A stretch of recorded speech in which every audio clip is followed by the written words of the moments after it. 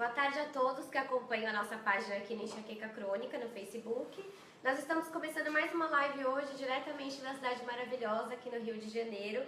E o nosso papo vai ser sobre o uso dos medicamentos na prevenção e no tratamento da enxaqueca, das dores de cabeça, desculpa. Para esse bate-papo, nós convidamos a doutora Maria Eduarda Nobre, que é neurologista e membro da Sociedade Brasileira de Cefaleia. Seja bem-vinda, doutora, e obrigada por aceitar nosso convite. Obrigada e agradeço muito ao site Enxaqueca Crônica para a gente tirar essas dúvidas.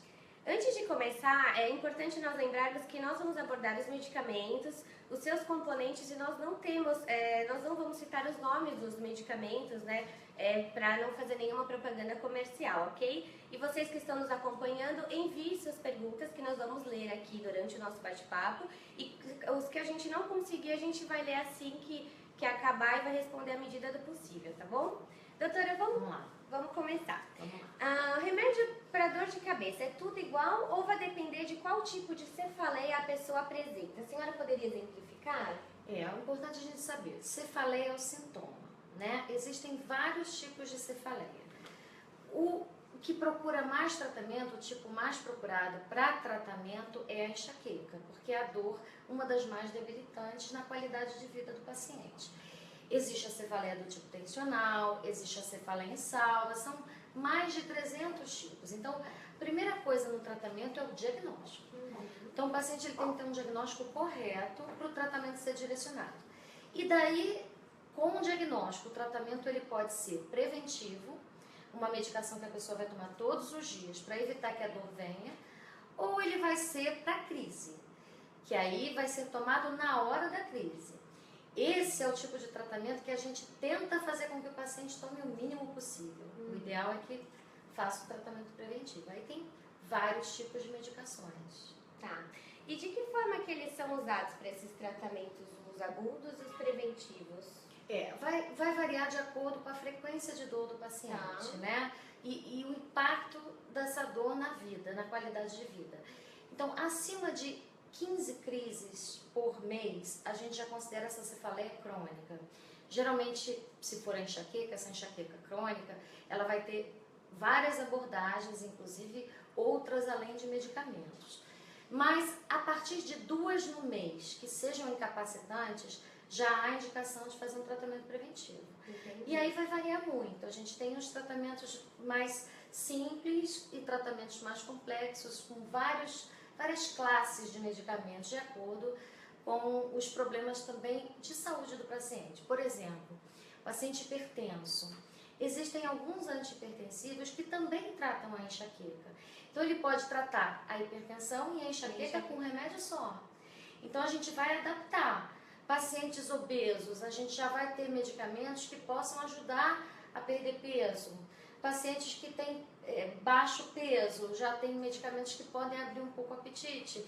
Então, a gente vai tentar adaptar o tratamento à pessoa. Não existe uma receita de bolo, não existe uma fórmula mágica. O que existe é um tratamento totalmente individualizado. Por isso que é importante um especialista. Sim, muito interessante. E o uso constante de analgésicos gera um efeito rebote, né, intensificando a dor e pode até cronificar a doença, né? Isso é bem importante a gente falar, porque a gente vê aqui na nossa página muitos comentários de pessoas que acabam usando muito, até em um dia tomam, não sei, acima de 5 ou 6 comprimidos por dia, e isso acaba criando um efeito rebote, né? Infelizmente, a gente tem uma mídia que propaga, incentiva o uso do analgésico de uma forma indiscriminada. Nós temos uma média de no máximo 2 vezes na semana. Olha. Entendeu? Tem pessoas que tomam até, como você falou, 6 comprimidos, eu já vi pacientes tomando 20 comprimidos. Nossa. E acham que é essa a solução, que não existe outra opção. E o mais importante é entender que o tratamento da crise ele pode ser muito minimizado se o tratamento preventivo for eficaz. Possivelmente essa pessoa nem vai precisar utilizar analgésico. O analgésico, o anti-inflamatório, eles têm consequências muito graves. Além da cronificação da dor, porque ele faz a dor passar, mas ela volta. Ele vai atuar em sistemas de dor nossos próprios, as endorfinas. Então, eles vão bloquear a nossa própria produção de endorfina. Então, o paciente ele passa a ter mais dor. a dor vai passar, voltar, vai cronificando e daqui a pouco ela está todos os dias, o dia inteiro. Que isso é o que os especialistas geralmente atendem.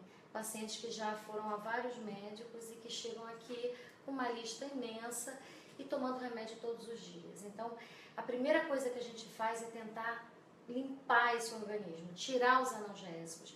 E o tratamento preventivo eficaz vai ter resultado. Tá, então fica aí a dica para não abusar, né? O máximo 2 vezes na semana. Esse é o máximo. É o máximo. Que pode de qualquer analgésico. Não tem analgésico forte e fraco. Tem gente que fala, eu tô tomando um fraquinho, né? Um paracetamol. E na realidade não existe isso. Qualquer tipo de analgésico pode cronificar a dor. Então não interessa o tipo do analgésico. Desde das classes diferentes, anti-inflamatórios, analgésicos opioides, analgésicos comuns, todos podem induzir a cronificação. Olha, então isso é algo muito sério que o pessoal tem que ficar bem esperto. Isso é um problema de saúde pública, porque na realidade o uso indiscriminado a gente vê nas farmácias os analgésicos já no caixa, induzindo a compra, né? E o paciente ele não sabe, ele desconhece que isso pode fazer mais mal do que bem. Olha só, então é importante ficar de olho nisso, Fica né? a dica aí. Durante essa semana a gente publicou alguns templates, né, falando sobre a live, anunciando, e a gente pediu para que o pessoal encaminhasse algumas perguntas. Nós vamos ler as perguntas que vocês estão enviando agora, mas a gente separou algumas bem legais para a gente perguntar para a doutora. A Patrícia Nogueira, ela perguntou: estou com muita dor de cabeça, já tem mais de 15 dias. Estou tomando para dor Naproxeno, que é um anti-inflamatório. Isso.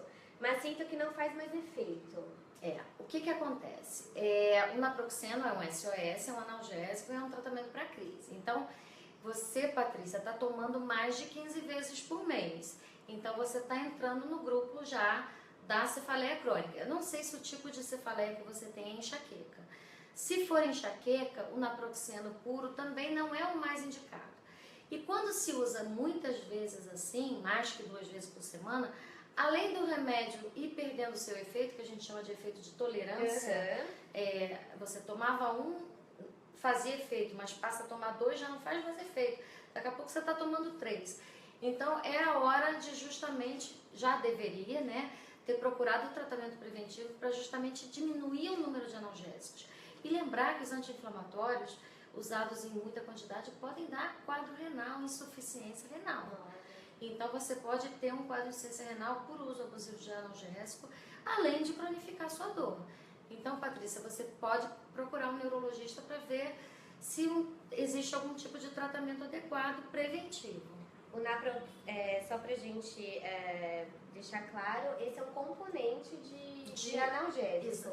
Anti-inflamatório. De anti-inflamatório, tá. Nós temos outra perguntinha. O anti-inflamatório ele tem um efeito analgésico também, mas ele tem especificamente uma ação anti-inflamatória. O analgésico comum não atua na inflamação, ele atua só na dor. Ele diminui a dor, mas se houver um processo inflamatório, ele continua ali. Legal. Então, é diferente. A resposta para a Patrícia. E nós temos outra pergunta da Maria de Fátima. Eu só tinha enxaqueca no período da menstruação e agora eu não menstruo mais. Mas eu continuo tendo dor de cabeça todos os dias. É normal? Qual o remédio mais adequado para eu tomar? Aí já entrou também na cefaleia crônica, né? Se você tem cefaleia todos os dias, vamos botar que tem 30 dias no mês. Então você já está na classificação da cefaleia crônica, que eu tenho que ver também se é enxaqueca. Provavelmente é uma enxaqueca. A parte hormonal, as alterações hormonais, as flutuações hormonais, elas são um gatilho para a dor, não são a causa. Então, antigamente tirava-se até o útero, os ovários e não resolvia, porque não é a causa. A causa é cerebral. Existe uma predisposição genética e há uma emissão de dor através do cérebro. E o que vai doer é a cabeça, o lado de fora da cabeça, os vasos externos da cabeça. E essa alteração hormonal é apenas um gatilho, assim como tem outros gatilhos alimentares, alterações de sono, dormir muito, dormir pouco. Se nós limparmos todos os gatilhos, com certeza há uma melhora muito grande, mas muitas vezes não resolve totalmente a dor, né? Até porque é a enxaqueca especificamente não tem cura. Sim. Nós até acreditamos que pode haver uma proximidade de cura, Uhum. mas tem um componente genético, né? Você traz isso na sua genética. Sim. Aí você está predisposto uma vida inteira. É importante dizer, né? Não tem cura, mas tem tratamento para melhorar a qualidade Muito. de vida, né? E tem pessoas que ficam sem dor. Então, Que bom. nós temos um precursor, né, da cefaleia no Brasil, o doutor Edgar Rafael, já falecido, e ele acreditava na cura. Então, nós observamos isso na clínica. Um paciente que faz um tratamento consciente, ele cumpre todos os requisitos, atividade física, alimentação, hidratação. Esse paciente ele melhora muito. Então, de 30 dias no mês, Maria de Fátima, Maria de Fátima. você pode reduzir a uma dor no mês ou nenhuma. Então, nós podemos gerar uma qualidade de vida que de repente você não tem mais. Então fica aí a resposta para Maria de Fátima, né? E agora a gente vai ler a pergunta da Camila Ramos. Tenho muitas dores na coluna cervical e acabo tendo enxaqueca. Principalmente no período menstrual eu tenho crises. E muitas pessoas já me falaram que está relacionada com o uso do anticoncepcional. O anticoncepcional desencadeia a enxaqueca? Na realidade não é o anticoncepcional. É a flutuação hormonal que determinados anticoncepcionais podem ocasionar. Então a gente tem anticoncepcionais de uso contínuo, nós temos anticoncepcionais à base só de progesterona ou a combinação de progesterona e estrogênio. Eles podem influenciar de alguma forma, mas ele não é o gerador da dor. Então muitas vezes eu nem mexo no anticoncepcional. Eu trato a cefaleia e deixo o anticoncepcional, principalmente se a pessoa está adaptada. É importante entender, as alterações hormonais, independente de anticoncepcional ou não, não são a causa. Isso é apenas um gatilho. A causa é multifatorial e com a base genética, a predisposição genética. O tratamento preventivo vai funcionar nessa pessoa do mesmo jeito e às vezes sem precisar mudar o anticoncepcional. Entendi. Bom, continuando agora com algumas perguntinhas nossas, o acetaminofeno e o paracetamol são linhas de medicamentos para dores de cabeça mais leve. Por quê? Eles são analgésicos comuns, é aquela linha que eu te falei que não tem ação anti-inflamatória. Eles têm um potencial de ação menor, então para dores mais leves, principalmente as cefaleias do tipo tensional, eles têm uma boa resposta. Na enxaqueca, nós temos uma dilatação do vaso e uma inflamação, por isso que dói e lateja. E a cabeça, depois da dor, ela fica dolorida, como se ela estivesse realmente inflamada. Então, no caso da enxaqueca, quando ela se instala, geralmente esses analgésicos não têm muito efeito. Aí para aquelas dores mais específico. Fraquinhas, né? A dor tensional, por exemplo, é uma dor diferente da enxaqueca, é uma dor mais na cabeça toda, é uma dor mais em pressão. Essa dor responde bem a esse tipo de analgésico, mas também mantendo o limite de 2 vezes na semana. Falando agora um pouquinho dos anti-inflamatórios, eles podem apresentar efeitos colaterais no curto, médio e longo prazo? E se sim, quais? Se a senhora pudesse Os mais comuns são os gástricos, né? Presença Presença de gastrite, refluxo, aí o sintoma de azia. Então, o estômago é o primeiro a sofrer. O rim é o mais perigoso, né? Porque se você usar muito analgésico anti-inflamatório, pode haver um comprometimento renal a chegar ao ponto de ter que se fazer diálise. Né? Uma insuficiência renal é uma coisa muito grave. Além do agravamento da enxaqueca. Então, assim, efeito colateral principal é esse. Alguns anti-inflamatórios até saíram do mercado por efeitos cardíacos. Então, a gente tem alguns anti-inflamatórios que a gente usa com uma certa restrição. Mas a maioria tem esses efeitos gástricos mesmo. Isso sim. Úlcera também, né? Porque a gastrite pode evoluir com úlcera. Isso se enquadra todos esses problemas que podem ocorrer com o uso abusivo dos analgésicos também? Quanto maior a quantidade, maior o risco de desenvolver o efeito todos colateral. esses problemas. Com certeza. Além de cronificar, né? Poder cronificar a enxaqueca. Exatamente. O efeito colateral está muito ligado à dose. Quanto maior a dose, maior o efeito colateral. E o potencial do analgésico anti-inflamatório de fazer a dor passar e ela voltar e o paciente ter que tomar de novo, aumenta muito. Então, quanto menos toma, mais efeito ele vai fazer quando precisar. Então é isso que o paciente vai percebendo e vai perdendo o efeito. Tem pacientes que já chegam no nível do analgésico e do anti-inflamatório mais potente e não tem efeito nenhum. Porque ele já usou tanto, o organismo não responde mais. A gente tem até aqui uma pergunta que também foi enviada nas publicações que nós fizemos essa semana, da Silvélia Arruda, que ela fala que tem enxaqueca há 25 anos, já fez tomografia, nenhum diagnóstico assim foi tão preciso, e ela toma analgésico para enxaqueca e ela tem muita náusea. Então, aproveitando já que a gente está falando dos efeitos colaterais, ela quer saber por que isso acontece quando ela toma analgésico. Duas coisas. Primeira coisa, o diagnóstico das cefaleias primárias, ou seja, enxaqueca, cefaleia do tipo tensional, é um diagnóstico clínico, não dá em exame nenhum. Tomografia, ressonância, são exames para excluir outras causas que podem, o que a gente chama de mimetizar, parecer a enxaqueca, mas não ser. Esses exames feitos, e quando é descartado qualquer tipo de cefaleia que a gente chama de secundária, exemplo, um tumor. Então, afastamos essa possibilidade e aquele paciente tem sinais e sintomas que se encaixam na enxaqueca, esse diagnóstico está feito. Não precisa ter um exame para mostrar. O paciente, ele às vezes precisa disso. Mas o diagnóstico é absolutamente clínico. Por isso é que precisa de um especialista ou um bom neurologista que entenda do assunto. Esse é o ponto número 1. O ponto número 2 que ela falou foi da náusea, da questão da náusea, né? Então, a própria crise da enxaqueca, ela cursa. A enxaqueca, ela não é só uma dor, ela é uma síndrome. Várias coisas acontecem no organismo. Além da dor, o mal-estar e uma paresia gástrica. O que é isso? O estômago, ele paralisa.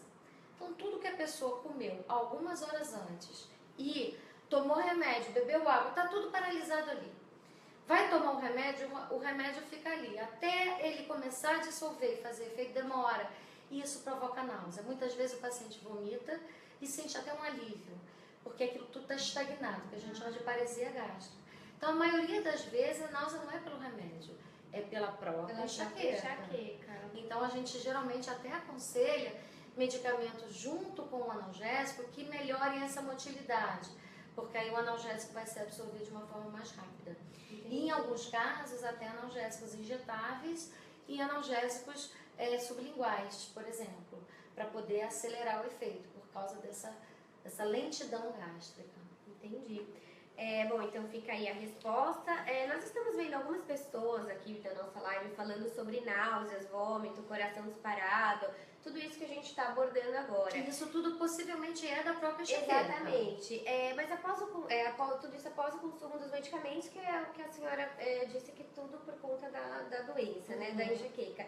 Esses efeitos colaterais, quando que eles devem avisar ao médico? Como é que deve ser esse contato que eles têm que fazer, o que eles têm que identificar para poder passar e melhorar, se existe alguma forma de melhorar esses efeitos, né? Na realidade, justamente parece, pelo que você está me descrevendo, que não são efeitos colaterais dos remédios, são da própria crise de enxaqueca. Tá. Só que a pessoa está tendo isso todo dia. Aí ela vai tomar analgésico e acha que é por causa do remédio. Do remédio. E ela está tomando o remédio assim que ela tem a dor. Então acaba confundindo esse quadro. Então a estratégia é limpar isso tudo. Vamos tirar os analgésicos. Tem trabalhos que mostram que só a retirada do analgésico, a pessoa vai sofrer muito 10 dias. Mas só a retirada, sem fazer mais nenhum tratamento, em 10 dias a pessoa já começa a melhorar, porque ela volta a produzir os seus próprios analgésicos endógenos, que é a endorfina e outros. Então, isso já começa o organismo a reagir. Então, assim, tem que limpar esse organismo, tem que tirar esses analgésicos. Tem algumas pessoas aqui falando que o nosso som tá baixo. Eu vou pedir licença só pra gente verificar essa questão técnica. A gente fala um pouquinho mais alto. A gente fala um pouquinho mais alto e a gente também vai aproximar a câmera para que vocês ouçam com clareza, tá? Então a gente pede uma licencinha. A gente pode puxar um pouquinho. Isso. Ótimo.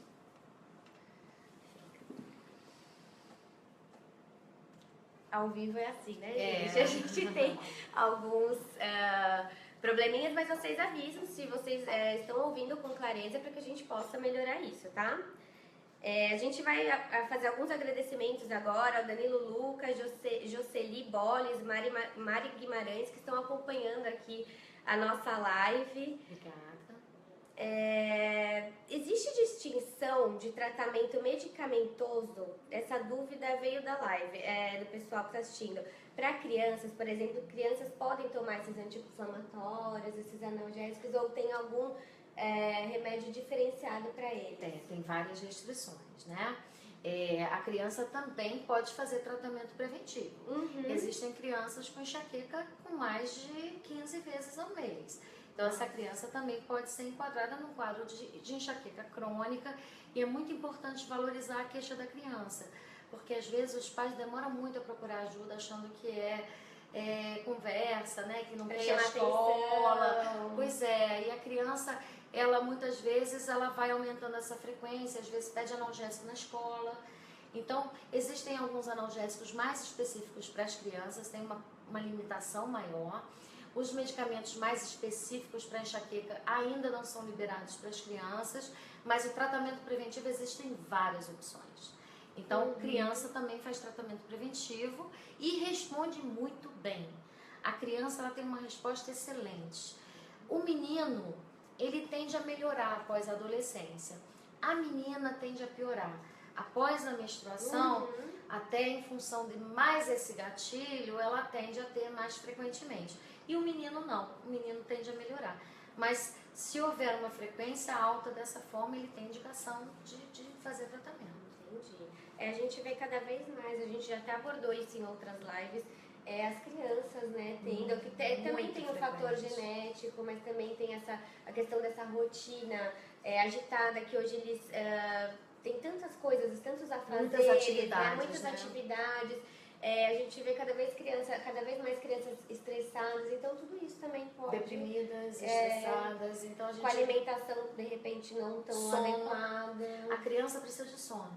Inclusive, no adulto, dormir demais pode gerar uma crise, mas na criança, o sono ele pode até acabar com uma crise. Uma criança em crise, ela pode deitar um pouquinho, às vezes tirar um cochilinho e já melhorar. Então, a criança precisa desse tempo. Então, os pais eles têm que reavaliar, quando o filho tem essa queixa, a quantidade de atividades, a quantidade de sono dessa criança, a alimentação. A criança fica muitas horas sem comer, esquece de comer. Então, o jejum prolongado é um gatilho fortíssimo. Comer de 3 em 3 horas, de 4 em 4 horas no máximo, é muito importante. Mesmo que a pessoa não esteja com fome. O gatilho do jejum é um gatilho que muitas vezes faz a pessoa lembrar que não comeu porque a dor de cabeça apareceu. E não comi, tô com dor de cabeça, né? A gente vai aproveitar aqui que nós estamos vendo alguns comentários aqui no bate-papo, e esse bate-papo ele é para esclarecer as dúvidas de forma geral. Nós não podemos indicar tratamentos ou remédios, porque cada caso é um caso. Então a gente sempre indica que vocês procurem um neurologista especialista para o tratamento da enxaqueca crônica, para que vocês possam ter o diagnóstico correto e para que ele possa indicar o melhor tratamento para o seu caso, tá? Inclusive crianças, existem neuropediatras especialistas em cefaleia também. Então fica a dica também.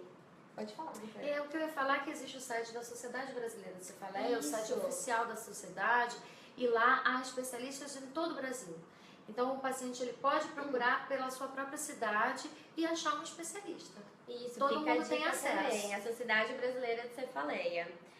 É verdade, chegou uma dúvida aqui, é verdade que nem todo neurologista é especialista no tratamento da enxaqueca, porque muitas vezes a gente vê na nossa página, o pessoal fala que já procurou diversos médicos, e alguns se surpreendem quando a gente fala que o médico especialista para o tratamento da enxaqueca é o neurologista, mas nem todos são especialistas para esse tipo de doença, né, para tratar essa doença. Na realidade, todo neurologista está habilitado a tratar dor, né? A cefaleia é um tipo de dor.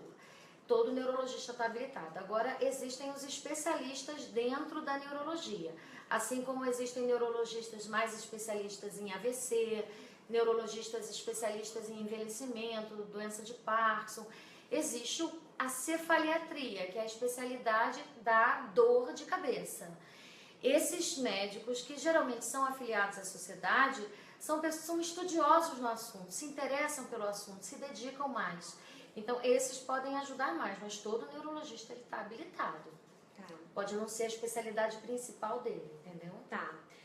Seguindo agora com as nossas perguntas, qual que é a diferença, doutora, entre os medicamentos compostos por ergotamina e triptanos?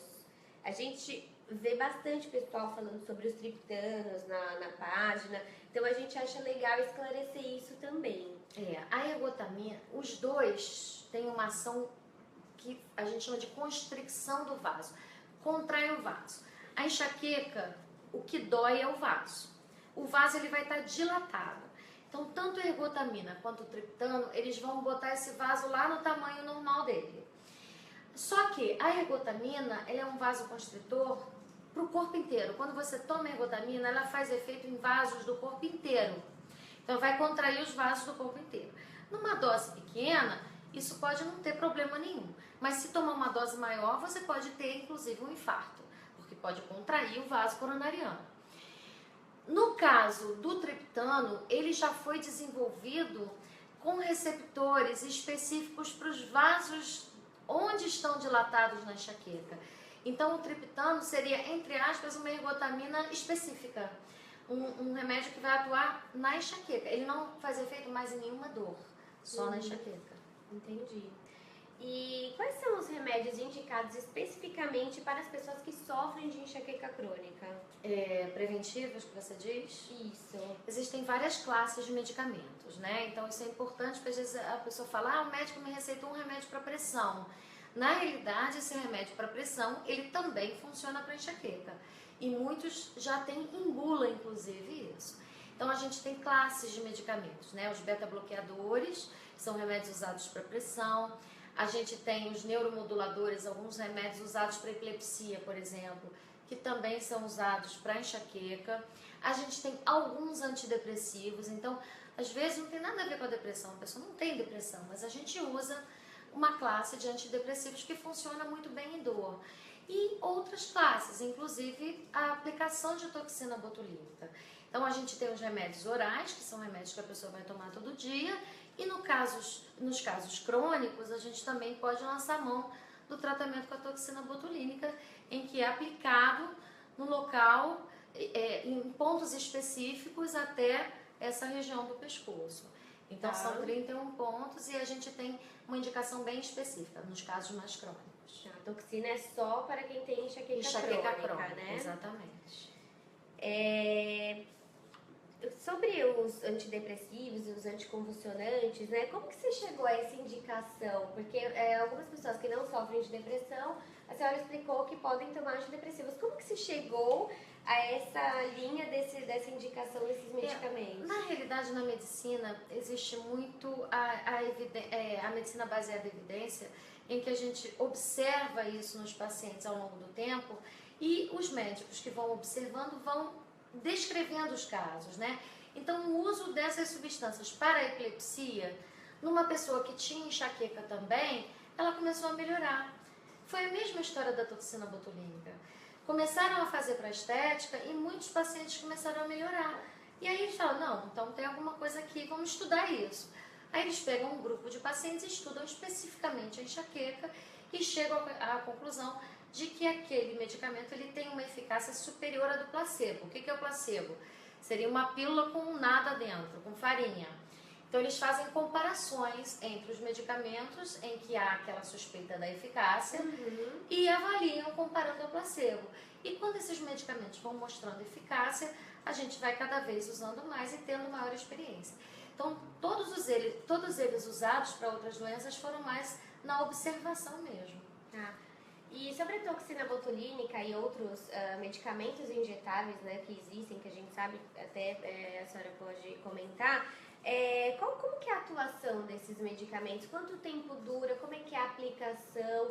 Como é que eles funcionam, né? A toxina a gente sabe que é indicada só para toxina botulínica, é indicada só para enxaqueca crônica.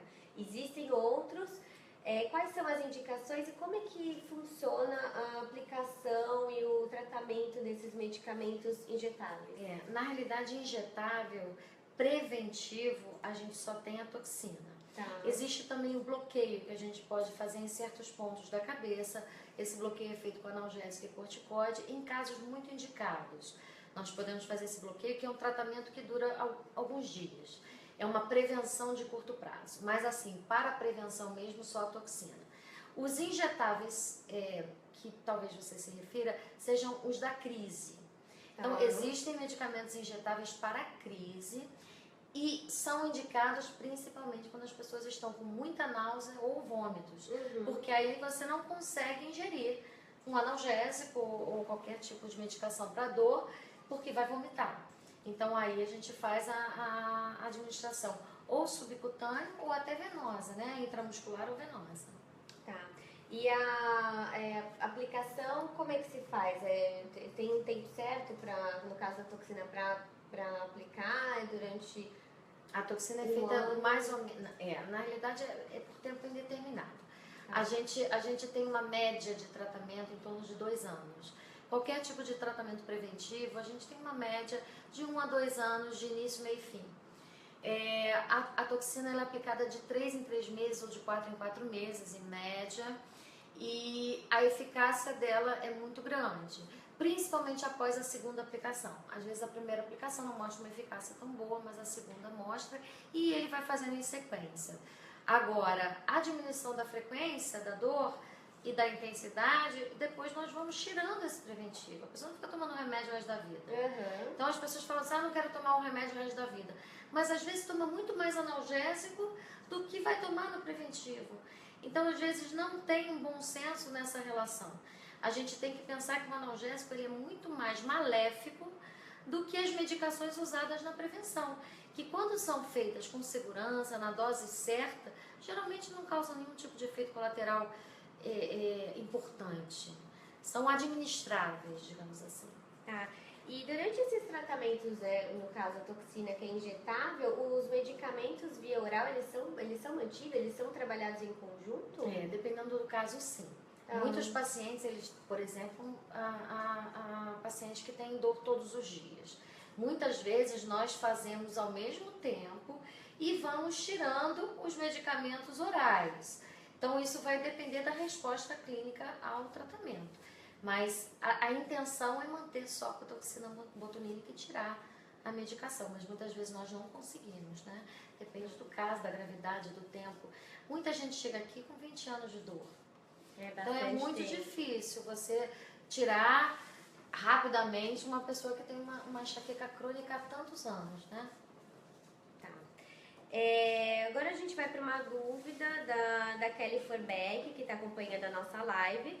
A doutora poderia nos dizer se há novidades no tratamento medicamentoso para as dores de cabeça?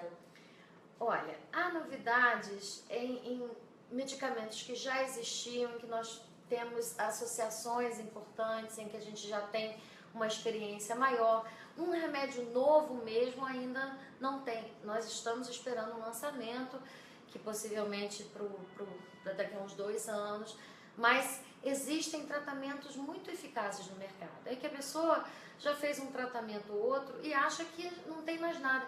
Existem mais de 20 opções, ou até mais, que às vezes é uma combinação que dá certo, às vezes é a forma de fazer e também administrar sem ser com remédio, né? Existe uma higiene de vida que a gente diz, é consertar a alimentação, é conseguir se hidratar adequadamente, é ingerir alimentos que favoreçam a dor. Existem medicamentos que ajudam, alimentos que ajudam e existem alimentos que pioram. Então, se a pessoa ela começa a adequar a vida dela à enxaqueca é uma doença que o excesso não é bem-vindo, nada em excesso. Ficar muito tempo sem dormir ou dormir demais, comer demais ou ficar sem comer. Então, o equilíbrio é a palavra-chave da enxaqueca. E muitas vezes a pessoa vem numa expectativa de só resolver com remédio. Então, como tudo na vida, a gente vai ter que ter o bom senso, fazer exercício. O exercício é extremamente importante. Isso parece até repetitivo e chato, mas o exercício, ele faz uma diferença incrível. A média de 3 vezes por semana, pelo menos meia hora, um exercício aeróbico, isso pode mudar a vida de uma pessoa. Muitas vezes nem fazer tratamento medicamentoso. Pode só aliviar, isso já resolver. Aliviar as crises. Né? E a alimentação também tem esse poder, né? Com certeza. Eu acredito muito no poder da alimentação, dos alimentos bem escolhidos. Na hidratação, beber água é muito importante. E dormir o número de horas necessário. Num horário geralmente regular. Por exemplo, a gente tem uma cefaleia, né, uma enxaqueca que aparece mais no final de semana, porque a pessoa acorda todo dia às 7 horas da manhã. Aí chega no final de semana e quer dormir até meio-dia. Geralmente, esse número a mais de horas faz a pessoa acordar com a cabeça pesada. E vai ter enxaqueca no final de semana. Ou então resolve dormir à tarde. Almoça, come bastante, depois vai dormir. Vai acordar com a cabeça pesada. Então, o sono em excesso também pode fazer mal. Também então, desencadeia crises. A né? rotina, para quem tem enxaqueca, é importante. Bom, seguindo agora as nossas perguntas aqui, a Bruna Carvalho diz: eu tomei um remédio por muito tempo e hoje eu mesmo que beber água. Hoje eu tomo um ainda mais forte. Quais os riscos que eu corro com essa troca e com esse efeito que passa depois de um tempo do consumo? Algum tratamento é melhor que o medicamento? Ela está especificando se é um tratamento preventivo ou um tratamento da crise? Não. Isso faz muita diferença, né? E é aquilo que eu falei, não existe remédio forte e fraco. Existe remédio indicado de uma forma correta e o remédio que não tem indicação para aquele problema. Né? No caso do preventivo, muitas vezes a gente tem um ajuste de dose que é necessário para você ter um efeito melhor. E no caso dos analgésicos e para crise, né, anti-inflamatórios e analgésicos, muitas vezes é porque a pessoa está tomando em excesso e ele já deixou de fazer o efeito. Então aí já entra muito mais no excesso do que o tipo, né? Por isso é que a moderação na quantidade é extremamente importante. Repito, 2 vezes por semana no máximo. Isso é bem importante mesmo. Agradecer aqui algumas pessoas que estão participando, que estão mandando elogios, que é a Rosana Lobo, a Lisandra Souza, Erlane Nilson, Aline de Almeida e Mirna Cláudia. Vou seguir agora com mais uma pergunta, que é da Aline Machado. Já tentei parar 2 vezes com os analgésicos, mas não consegui. A dor aumenta muito a ponto de ir parar no hospital. Como tirar o analgésico? Pois é, sozinha possivelmente você não vai conseguir. Então, é necessário introduzir o tratamento preventivo para te ajudar, porque o preventivo, gente, ele faz a dor não vir. Então, ele bloqueia a vinda da dor. O analgésico, ele vai atuar quando a dor já está instalada. Então, é importante ela não vir para você conseguir não tomar. Então, tirar o analgésico sem ajuda de uma prevenção é muito, muito difícil. Então, nesse caso, realmente, só com tratamento preventivo. Ou se você tiver muita força de vontade, que após 10 dias você vai começar a melhorar. Mas é difícil. Até a gente recebeu outra pergunta bem parecida da Maria Braga, se parar os analgésicos, o que fazer para a dor passar. Mas aí, então, é indicado que ela vai... ela tem que fazer uma transição junto com o profissional, né? Para ver qual é a melhor alternativa para ela não sentir dor. Exatamente, tem que fazer a dor parar de vir, porque senão você não aguenta, porque a dor é muito intensa, é incapacitante. Então, muitas pessoas tentam, mas não conseguem. Existem algumas alternativas que nós recomendamos principalmente para grávidas, por exemplo, que não podem tomar analgésicos. Então, algumas alternativas que podem ajudar. Por exemplo, colocar algo gelado na cabeça, né? Nós estimulamos até, por exemplo, pomadas à base de cânfora. Existem algumas que dão um geladinho na cabeça, cuidado com os olhos, mas passar no local da dor, na nuca também, porque a nuca também é um local que pode ser afetado na própria enxaqueca. Então, muitas vezes a pessoa pensa que é um problema da coluna, não tem nada a ver com a coluna, é a própria enxaqueca. Que então, acaba afetando. Os vasos mais afetados são esses e aqui atrás. Então, muitas vezes é a própria enxaqueca que está gerando a dor. Então, bolsinha de gelo na cabeça ou geladinha, deixa na geladeira aquela bolsinha de gel. Escalda pé, escalda mão.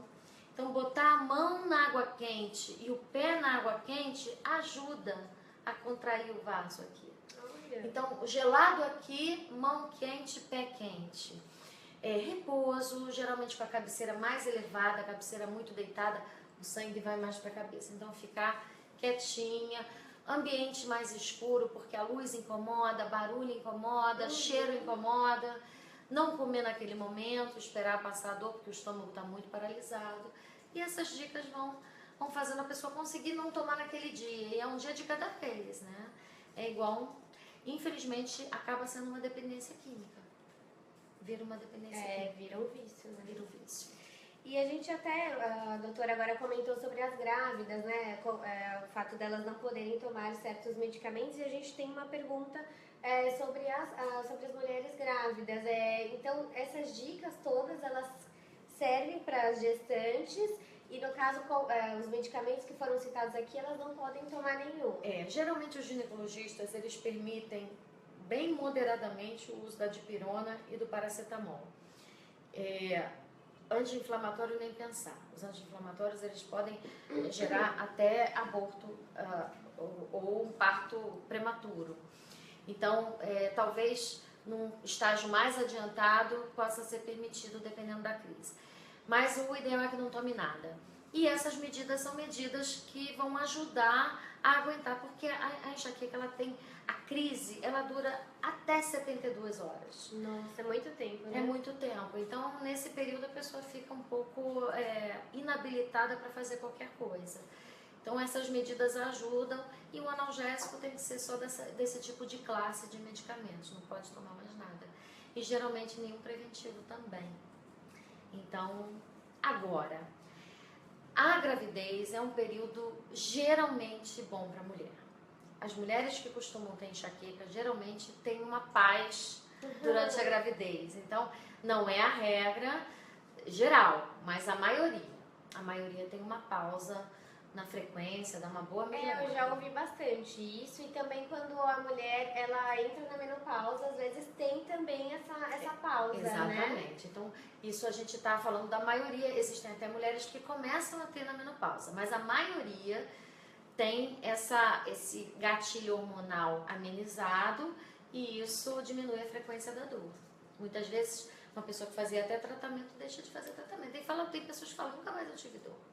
Cada caso é um caso. Cada caso é um caso, mas a gravidez geralmente é um período de calmaria. Pelo menos isso, né? O que a gente vê também é que algumas mulheres elas deixam de buscar ajuda porque os remédios elas diminuem a libido, ou elas também causam o aumento de peso, né? Então, existem medicamentos que não tenham esses efeitos colaterais? É mito. Mito. É mito, mulheres. Existem muitos mitos na enxaqueca. De que enxaqueca é problema no fígado. Não é problema no fígado, é um problema no cérebro. Existem mitos que é um problema no útero, no ovário também não é, nós já explicamos aqui. E não é por aí, né? Tá. Algumas pessoas, a gente está sendo informada que só chegaram agora e estão pedindo se você pode explicar por que a menstruação pode desencadear a enxaqueca? Período menstrual, né? Na realidade, nós temos 2 períodos em que há uma maior chance da enxaqueca vir. São gatilhos, né? A ovulação e a menstruação. Existe uma flutuação hormonal natural nessas 2 fases, né? Hormônios aumentam, eles caem para ovular, depois eles sobem novamente e caem para menstruar.